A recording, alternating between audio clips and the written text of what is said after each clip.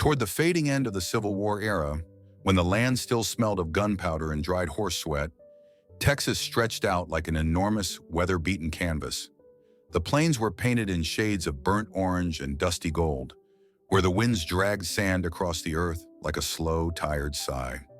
The sun, red and swollen from a long day of blazing over the frontier, leaned low behind the distant plateaus, casting shadows that looked like ghosts of old battles long forgotten. Out there, far from any settlement, stood the Maddox Ranch, a modest wooden homestead rooted stubbornly into the ground like a lone tree refusing to die. The nearest neighbor lived half a day's ride away, and the closest town sat beyond a stretch of land so dry it cracked like old leather. Folks rarely passed by unless they were seeking trouble, and these days trouble tended to travel without warning. Inside that wooden home lived Clayton Maddox, a man carved from the same rough timber that framed his house. His face bore the quiet marks of grief, lines not drawn by age, but by nights spent staring into the fire long after it had nothing left to say. His broad shoulders once carried hope and laughter, but now they carried only the weight of duty, routine, and a pair of young lives that depended entirely on him. His daughters Rosie and May were the only bright sparks left on that lonely patch of earth. Rosie, the older sister, had her mother's calm eyes, brown, steady, and observant. She moved with purpose, almost like she feared wasting even a drop of time. May, small but spirited, often hummed songs she barely remembered, as if her heart still tried to find melodies that the world had stolen from her too soon. Life on the Maddox Ranch was held together not by joy, but by repeated habits, a silent agreement between three people who had forgotten how to speak about pain. Mornings always began with the creak of the back door and Clay stepping into the cold air, boots settling into the dirt like he belonged to it. Rosie fetched water before sunrise while May fed the chickens and chased away coyotes with nothing more than clapping hands and tiny courage. No one ever complained. No one asked for help. The rhythm was old, worn, and heavy, but safe in its predictability. Their evenings were the quietest time of all. The house, though small, felt far too large once darkness settled. The wooden floors echoed every footstep, and the faint whistle of nighttime wind always managed to squeeze through the cracks of the walls, as if the wilderness outside refused to let them forget it existed. Clay often sat by the single-pane window, staring toward the horizon where night swallowed the last of the day. He rarely said goodnight. He simply nodded and tucked a blanket around each child with the same slow, practiced motion he had done since the funeral. The memory of his wife never left the ranch. Her rocking chair remained by the fireplace. Her hand-woven quilt still hung on the backs of the beds. Even her perfume, faint lavender mixed with dry cedar, still lingered on some evenings. Whether by memory or miracle, no one knew. Clay never touched her belongings. He feared that if he moved them, she would disappear, and the walls would stop holding what little warmth they had left. For 3 long years, this was life, durable, unbroken, yet utterly hollow. Rosie learned to bottle every question that hurt. May learned not to cry when she missed her mother. Clay learned to keep breathing only because they needed him to. Nothing seemed destined to change. The ranch wasn't happy, but it functioned, like a wounded animal that refused to lie down and die. The silence around it wasn't peaceful. It was the silence of exhaustion, like the land itself was whispering, "This is enough. Don't ask for more." Yet somewhere deep inside the wind that skirted across the plains each dusk, there was a shift, small, unnoticed, but real. The Maddox Ranch did not know it yet, but the winds were already carrying someone toward them. The following morning arrived with a pale, watery light, as if the sun itself hadn't fully decided whether the day was worth waking for. The prairie grass glistened with dew that would vanish within an hour, and a faint chill sat in the air, clinging to the skin like a reminder that nothing ever truly warmed all the way out here. Clay finished tightening the straps on an old saddle and wiped his brow with the back of his wrist.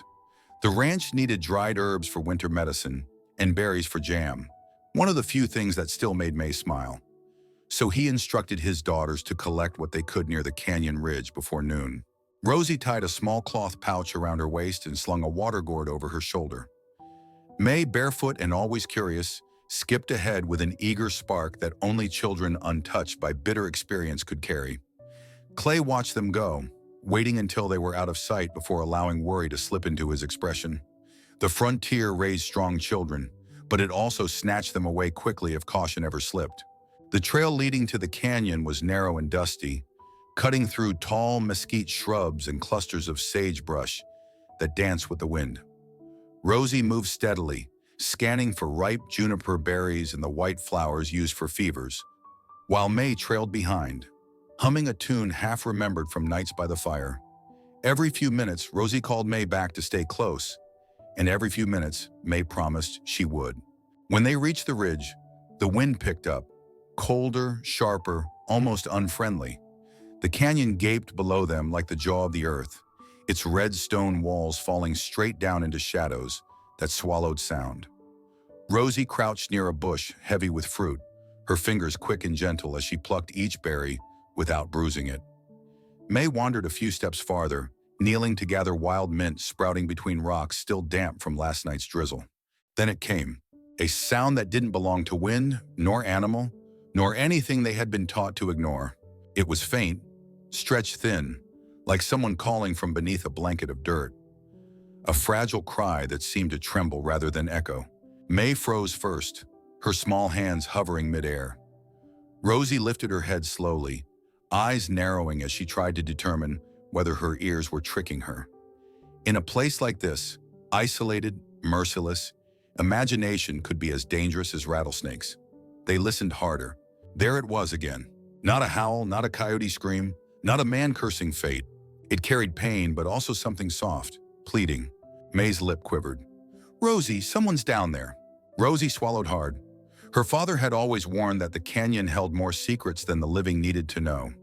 People got lost, fell, froze, or vanished without trace. But her father also drilled into her the one rule he refused to bend. A Maddox never walks away from a soul in need. "Stay close," Rosie whispered, not because she wasn't scared, but because saying it out loud made her feel older.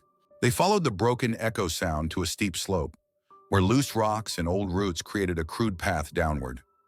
Rosie hesitated, glancing back toward the ranch. Too far for Clay to hear, even if they screamed. The safe choice was to run home, find their father, and return with rope and strength. But the cry sounded again, weaker, like it might disappear forever if ignored.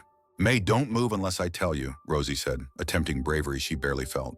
With careful steps, she slid down the slope, clutching roots and stone until she reached a small clearing near a fallen cedar trunk.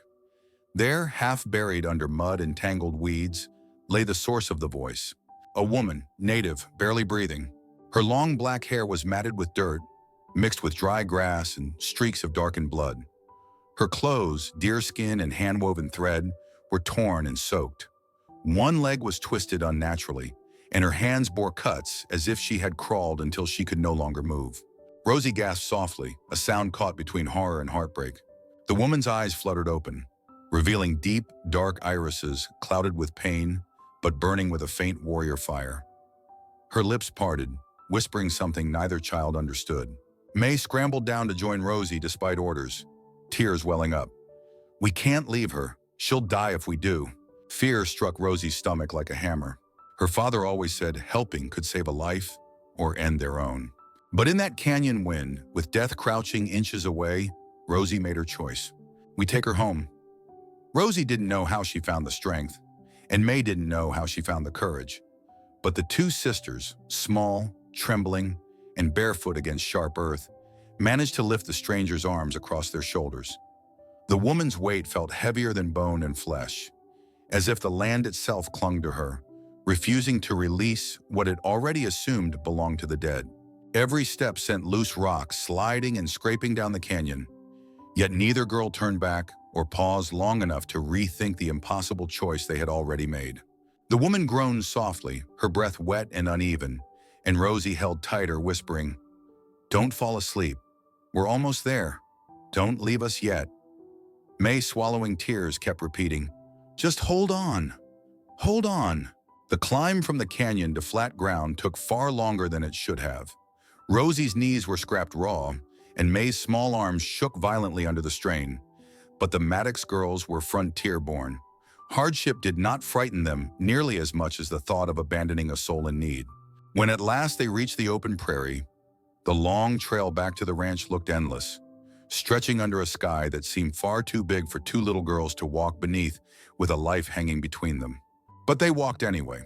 The woman's blood dripped into the dust, turning it dark, forming a trail that would stay until the wind decided otherwise. Prairie dogs chirped warnings from their burrows, and a circling buzzard watched from above, as if debating whether patience or hunger would win. Rosie didn't dare look up.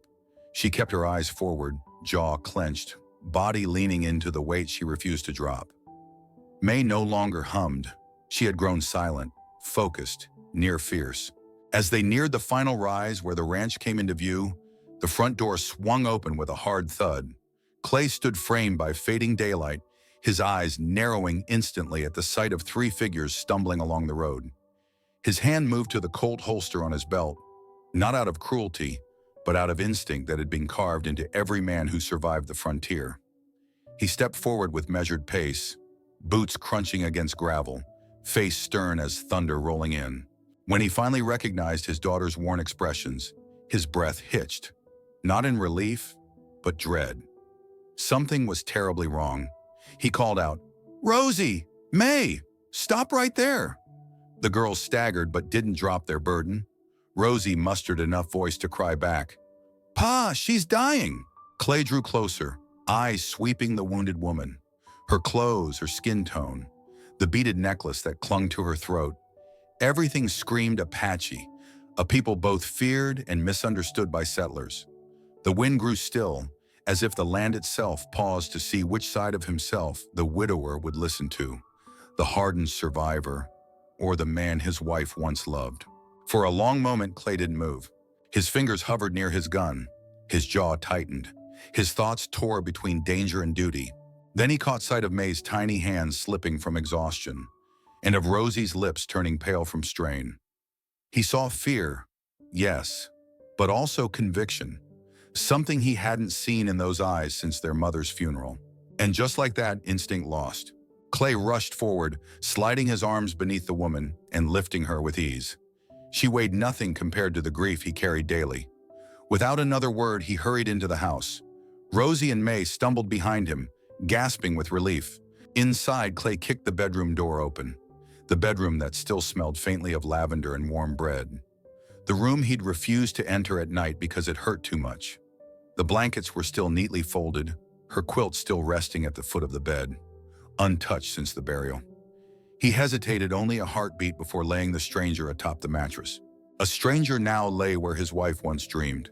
Rosie and May waited silently at the doorway, unsure whether they had brought salvation or ruin into their home. Clay stared at the blood seeping into the sheets. Night fell heavy over the Maddox ranch, the kind of darkness that seemed to muffle even the coyotes. A single lantern glowed inside the bedroom, where the mysterious woman lay, her breath shallow, her skin pale beneath streaks of dried blood and canyon dust.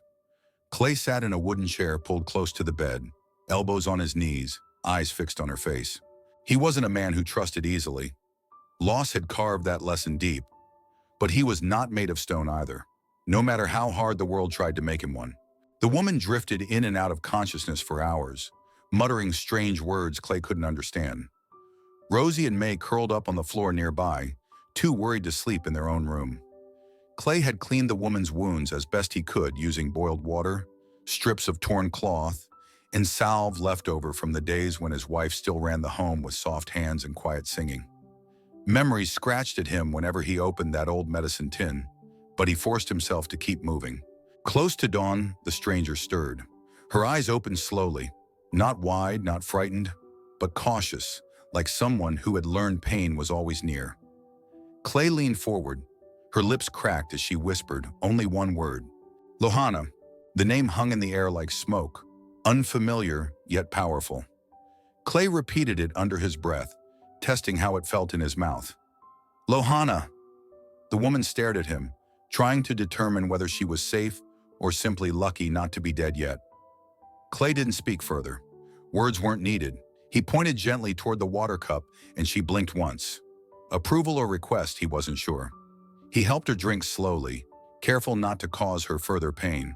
It was then, as he adjusted the blanket, that he noticed something beneath the torn fabric of her sleeve. Black ink curled over her shoulder, symbols drawn with lines sharp as arrow tips and curves shaped like wind trails. Clay froze, not out of fear, but recognition. Apache markings, and not ordinary ones.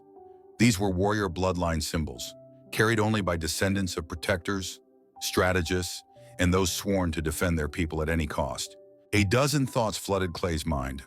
Apache warriors were respected, feared, misunderstood, depending on who told the story.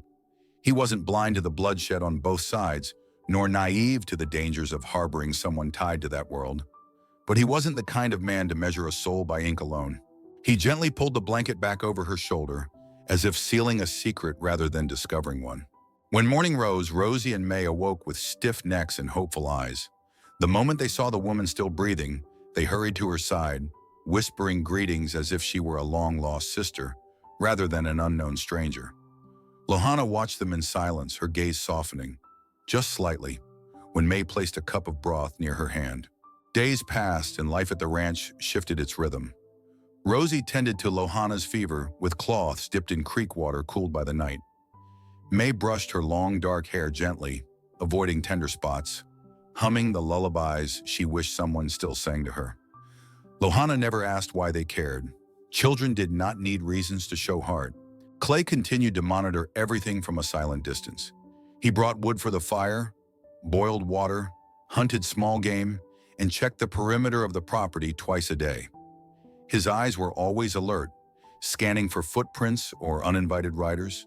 The wind carried strange whispers some nights, making him question whether sheltering Lohana was the right choice or the most dangerous mistake of his life. He couldn't deny the truth. Helping her meant risking all that remained of his family. Yet turning her away would have been an act he couldn't defend to his own conscience or his daughter's. On the sixth evening, Lohana was strong enough to speak more than her name. Her voice was low and hoarse but steady as she looked at Clay. "You didn't have to save me." Clay stared at the flames before answering. "Maybe not, but we did." Lohana's eyes, dark, deep, fierce, gleamed with something unspoken. They were warrior eyes forged in pain, trained to see danger long before others smelled it. In that flicker of firelight, Clay finally understood something. This woman had not merely survived hardship. She had come from it, and whatever she carried with her was still out there. Hunting, waiting, coming closer. The days that followed settled into a rhythm unlike anything the Maddox ranch had known in years. Lohana's wounds were still tender, her steps uneven, but the fire in her spirit refused to let her remain bedridden longer than necessary. She rose slowly each morning, wrapped in Clay's late wife's shawl, and stepped outside with a quiet determination that neither Rosie nor May dared to question. At first, Clay insisted she rest, but she met his concern with calm, steady eyes. "A body does not heal by lying still," she murmured. "It heals when it remembers it is needed." There was no arguing with that kind of wisdom, the kind that came from surviving more than most could imagine. Lohana began by helping where she could. She noticed the horses pacing and snorting at night, restless from a draft slipping through a weak spot in the stall wall. Though her hands still shook, she repaired the gap using wood scraps and tightly woven rope, tying knots only someone raised in the wild would know. She never asked permission, never sought praise. The horses grew quiet again, and Clay took note without saying a word.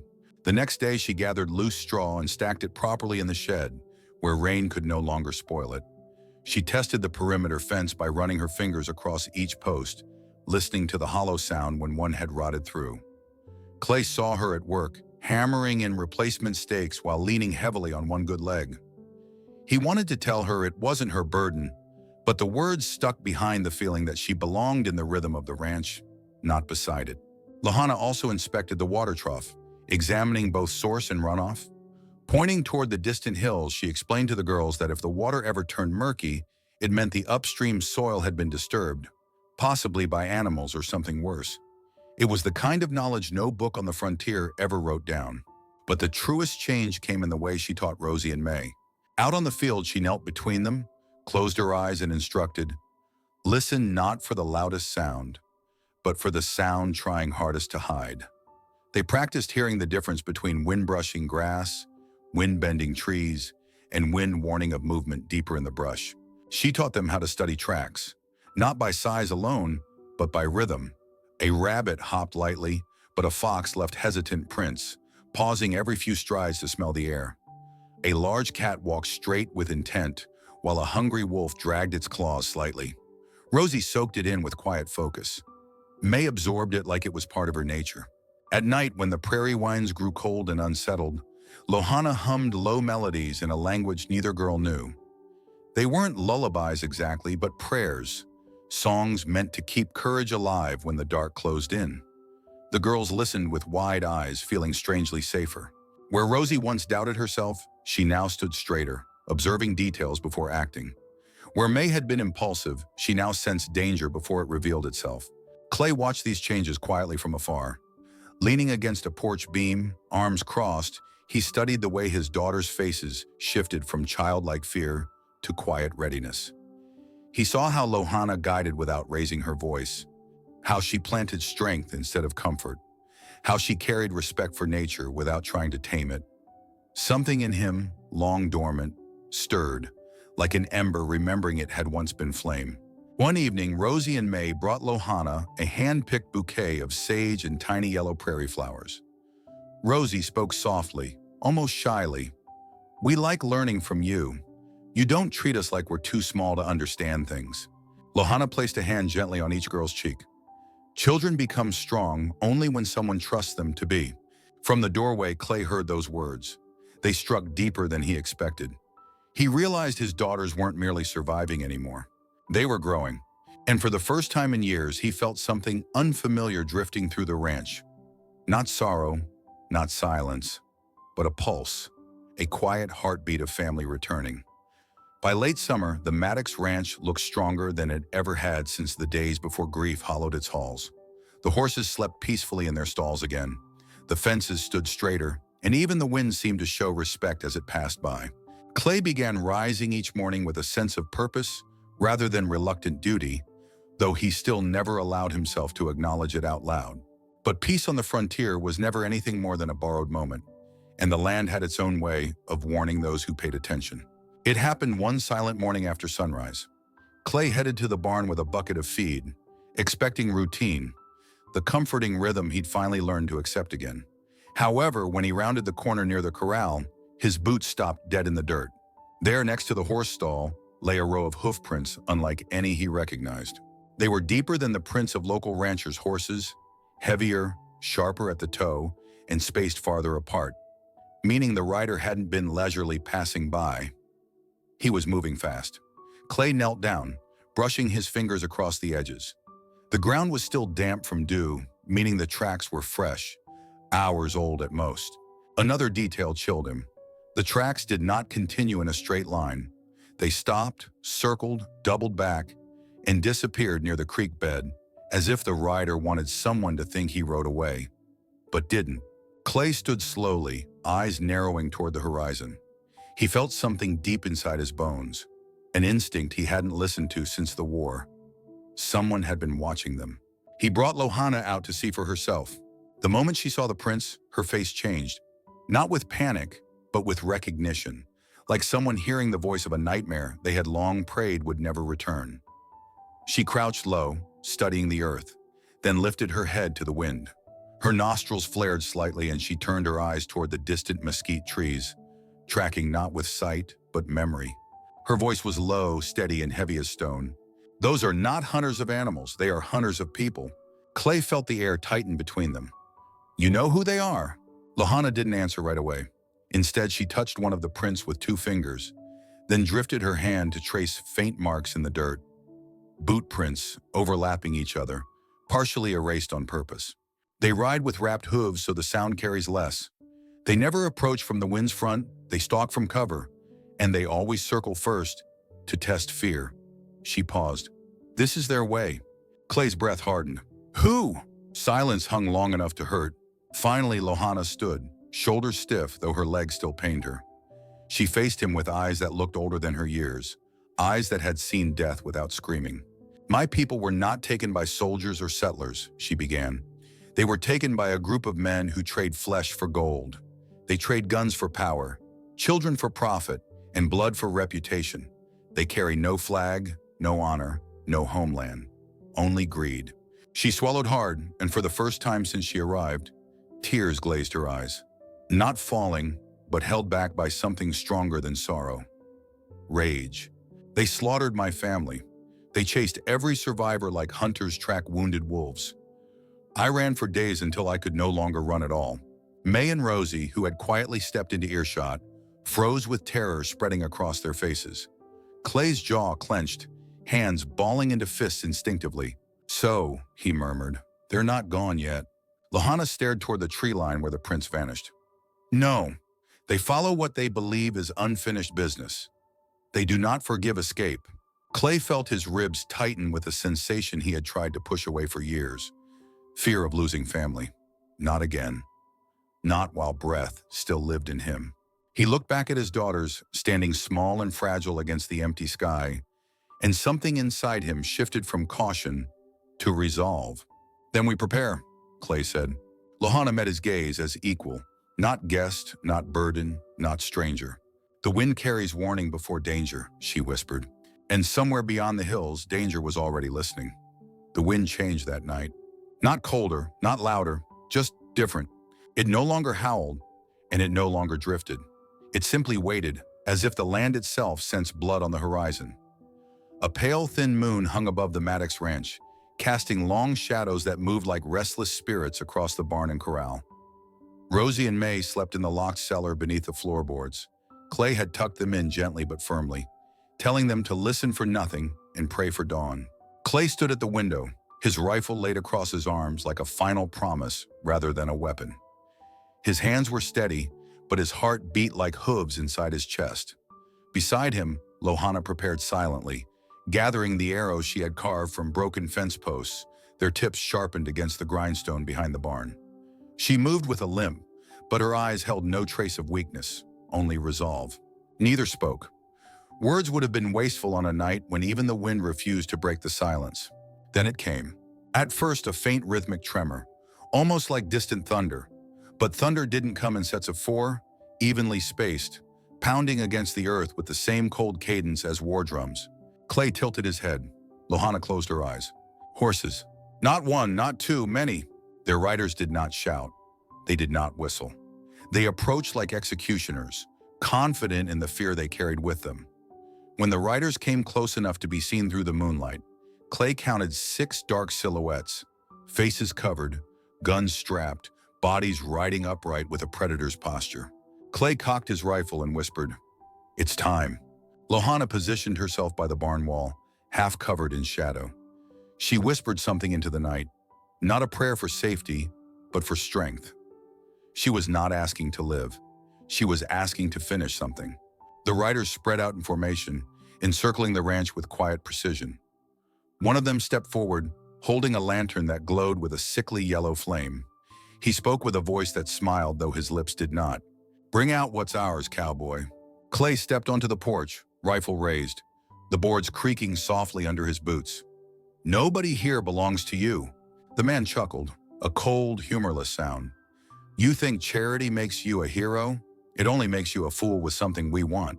Clay didn't blink. "You're not taking her." The rider nodded, signaling his men. The first shot cracked the night wide open. Clay dove behind the porch beam, returning fire with sharp, controlled bursts, his aim grim and practiced. Sparks flew from bullets, striking metal hinges and iron nails. The horses reared in panic, and the raiders spread like wolves trying to corner prey inside a barn. Lohana moved like a shadow slipping between shadows. She climbed atop the woodpile and released her first arrow. It struck a rider high in the shoulder, knocking him from his saddle. She did not pause to celebrate. She was already reaching for her next arrow. Clay's rifle roared again, dropping the second raider who tried to flank the bunkhouse. The smell of gunpowder thickened the air, mixing with dust and sweat. A third raider spotted Lohana and fired, splintering wood inches from her face. She rolled off the woodpile and, landing hard, loosed another arrow from the ground, striking him clean in the thigh.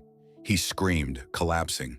Now only 3 remained, one of them the leader, the man with the cruel voice.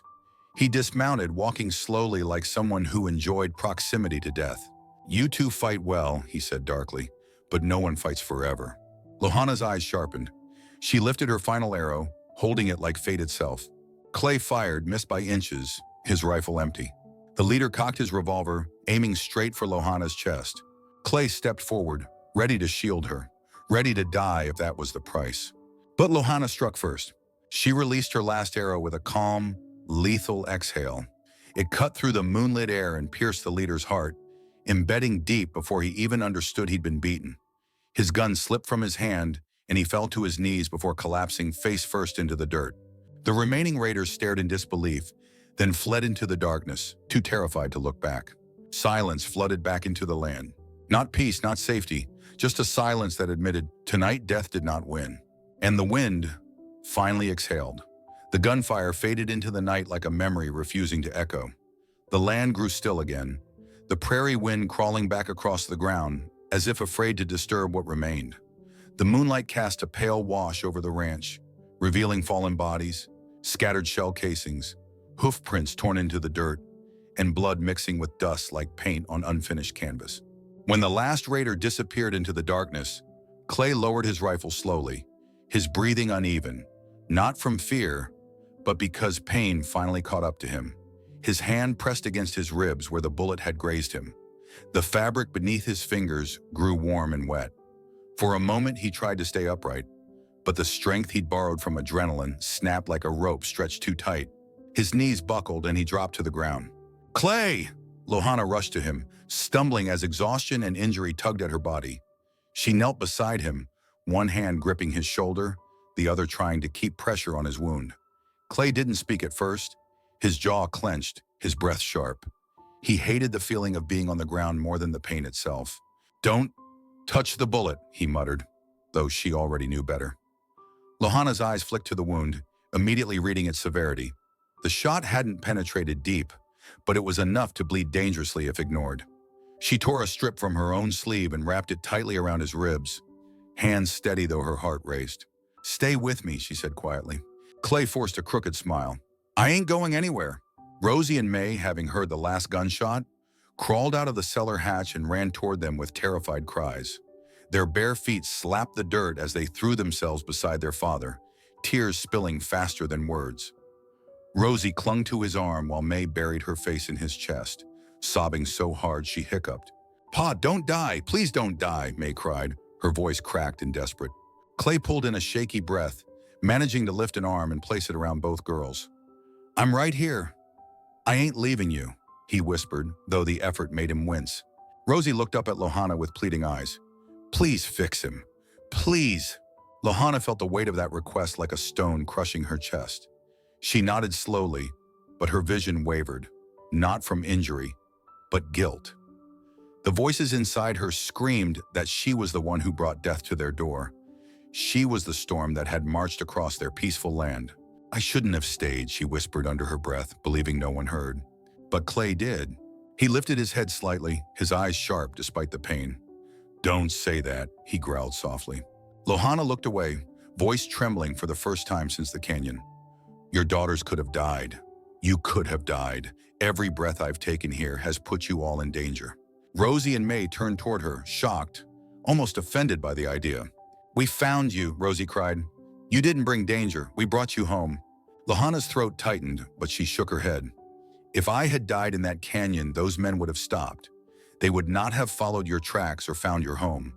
You risked your lives for someone who shouldn't have been saved."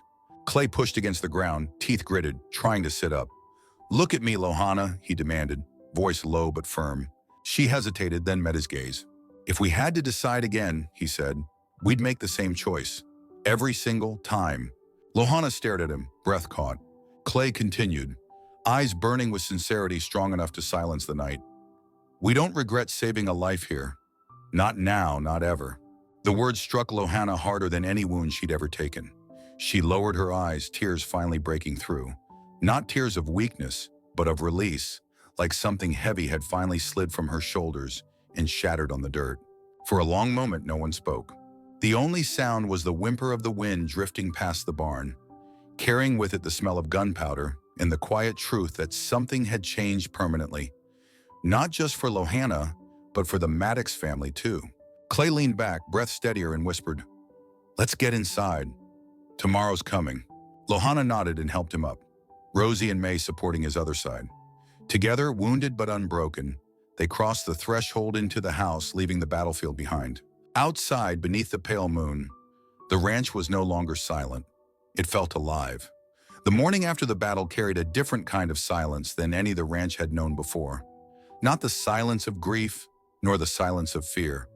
This was a stillness heavy with afterthought, like the land itself paused to see which direction the Maddox family would turn. Clay moved slowly but steadily, his ribs tightly bandaged beneath his shirt. Lohanna stayed close, not hovering, but always near enough to notice if his breath hitched or his knees weakened. Life did not stop for wounds on the frontier. Life never stopped there.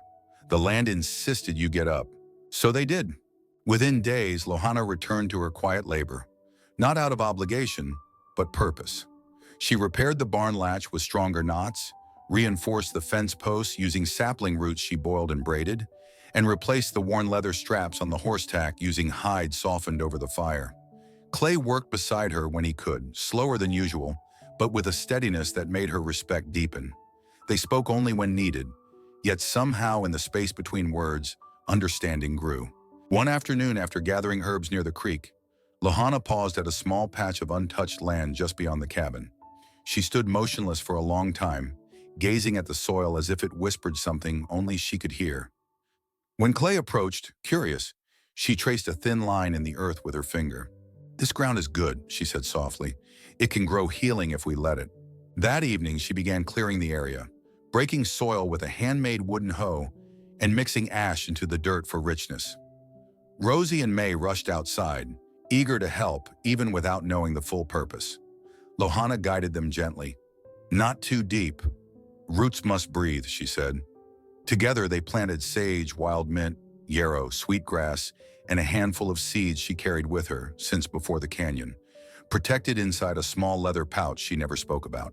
When the final seed was tucked into the soil, she pressed her palm down and whispered something faint and melodic, yet unmistakably sacred. The girls bowed their heads without being asked. Clay from the porch removed his hat out of instinctive respect. That small garden became more than dirt, it was a promise. Day by day, life on the ranch felt less like survival and more like living. In the evenings, they gathered outside near the fire pit with tin mugs of warm milk or herbal tea. Rosie often sat beside Lohanna, asking questions not found in any book. Questions about stars, dreams, and choices. May curled up by her side, sketching shapes in the dirt with a stick, humming her own version of Lohanna's night songs. Clay watched it unfold like a man seeing color return to a painting he once believed ruined. One night, as the fire crackled and sparks drifted up like tiny lost souls finding their way to the sky, he caught himself smiling, not the small, polite smile he gave neighbors or traders long ago, but a real one, a smile that came from somewhere he thought had burned out with his wife's final breath. Lohanna noticed but didn't speak of it.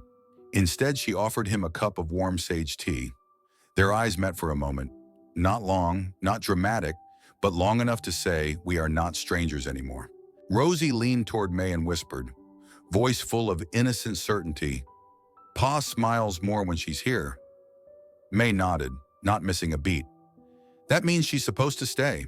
The conversation might have ended there, but May suddenly stood and tugged at Lohanna's sleeve. "Can we call you something special?" she asked. "Not just her or the lady, something like family." Rosie stepped forward shyly. "Would it be all right if we call you Miss Lohanna?" The name wasn't a title of ownership nor of distance. It was something that sat gently between respect and belonging. Lohanna's gaze softened, her voice barely above a whisper. "I would be honored." Clay looked at his daughters, then at the woman sitting beneath firelight, and felt something settle inside him. Not comfort, not certainty, but hope. And hope was more dangerous and more beautiful than anything he had allowed himself to feel in years. The Maddox Ranch was no longer just a place to survive. It was becoming a home again. One seed, one repair, one shared breath at a time. The land beyond the Maddox Ranch stretched toward the horizon like an ocean made of copper and dust. The late autumn sky carried a thin gold mist that settled over the plains, and the wind drifted softly. No longer like a warning, but like a memory exhaled. On the crest of a small hill overlooking the ranch, Lohana stood alone, wrapped in the shawl Clay had given her, gazing toward the vast emptiness where her people once lived, laughed, hunted, prayed, existed. She closed her eyes, and for a brief, fragile moment, she could almost hear them again. Whispers layered in wind, drumbeats hidden beneath the heartbeat of earth. Not ghosts, not illusions, just the kind of echoes that stay with a soul long after the world believes they are gone. But when she opened her eyes, nothing moved but grass. Behind her, Clay walked quietly up the slope, his steps steady though his body still healed. He didn't call her name. He didn't ask if she was all right. He simply stopped a few feet away, leaving space that was neither distance nor separation, but respect. They stood like that for a long time, two survivors who had not asked for each other, yet somehow had become more whole because of the other's presence. Finally, Lohana spoke, not turning around. "I used to believe a person belonged only to the place where their ancestors returned to the soil," she murmured, "that if I walked too far from it, I would lose myself piece by piece." Clay didn't interrupt. He knew some words needed to walk out of a person like a slow trickling stream, not be pulled out like a thorn. "But the earth below my feet still holds me," she continued softly, "and the sky still listens. And even pain can grow roots, if someone is willing to water it." Clay let out a quiet breath, deeper than a sigh, lighter than a confession. Lohana finally turned slightly, her eyes reflecting both past and future. "I thought I had to keep moving, that if I stayed anywhere long enough, the world would steal again what I cared for." She paused, fingertips brushing the leather pouch of seeds still tied to her waist. "But for the first time, I don't feel hunted by what I've lost. I feel guided by what I've found." Clay stepped forward until they stood shoulder to shoulder. He did not touch her. He didn't have to. His presence was a promise without a single word spoken. "Lohana," he said quietly, "whatever road you choose, you won't walk it helpless. Not anymore." Her gaze lifted toward the horizon, not to escape it, but to honor it. "A home is not where you're born," she whispered, her voice steady. "It's where the breath inside you stops shaking." Clay swallowed hard, the sentence settling into his chest like soil finally placed where it belonged. She looked at him fully then. No fear, no apology, no goodbye. Only choice. He looked back, and though the wind moved between them, the moment did not break.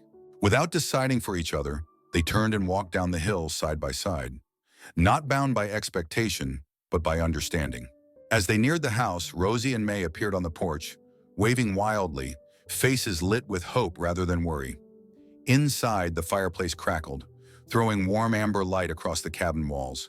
It glowed like a heartbeat, steady, welcoming, alive. Lohana paused at the threshold for just a breath, letting the warmth touch her face. Then she stepped inside. No dramatic declarations, no sudden embrace, no final vow. Just the soft closing of a door that no longer felt borrowed. Outside, night settled quietly over the ranch, but it no longer felt like darkness. It felt like rest. And through the windows, the steady glow of the hearth burned like a lantern against the wild unknown. A light not of survival, but of belonging. For some stories do not end with a destination. They end when a journey no longer needs to be walked alone.